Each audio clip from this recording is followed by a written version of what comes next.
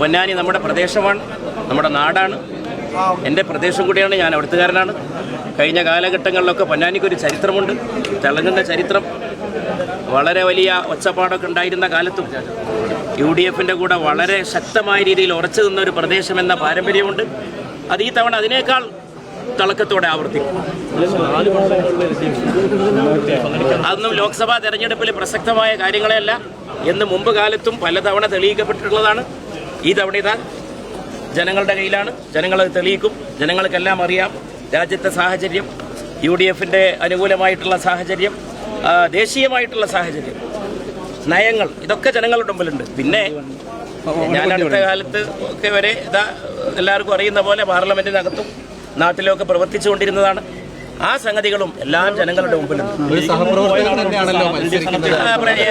എതിർ സ്ഥാനാർത്ഥിയെ കുറിച്ച് പറഞ്ഞുകൊണ്ടല്ല നമ്മൾ ഒരു കാലത്തും തെരഞ്ഞെടുപ്പിലേക്ക് പോകും. നമ്മുടെ നയം, നമ്മുടേതായിട്ടുള്ള പരിപാടികൾ, നമ്മുടെ പ്രവർത്തനം, നമ്മൾ ജനങ്ങളുടെ മുമ്പിൽ വെക്കുന്ന കാര്യങ്ങൾ, നാളെ അവിടെ ചെയ്യാൻ ഉദ്ദേശിക്കുന്ന കാര്യങ്ങൾ, ഇതൊക്കെയാണ് എപ്പോഴും പറയാറുള്ളത്. മറ്റു കാര്യങ്ങൾക്കൊന്നും അതിൽ പ്രസക്തി അത് പാർട്ടി ഓരോ സമയത്തും ചെയ്യുമല്ലോ. പാർട്ടിക്ക് അതിനുള്ള എല്ലാവിധ അവകാശം ഉണ്ടല്ലോ, എല്ലാ പാർട്ടികളും ചെയ്യുന്നതല്ലേ. അതിൽ വെച്ച് മാറ്റൊന്നും പറയുന്നില്ല. പാർട്ടി തീരുമാനിക്കുന്നു. നമ്മുടെ ഏറ്റവും സമുന്നതമായ നേതൃത്വമാണ് മുസ്ലിം ലീഗിൻ്റെ ആദരണീയനായ സയ്യിദ് സാദിഖ് അലി ശിഹാബ് തങ്ങൾ. ആ തീരുമാനം ഏറ്റവും നല്ലത്.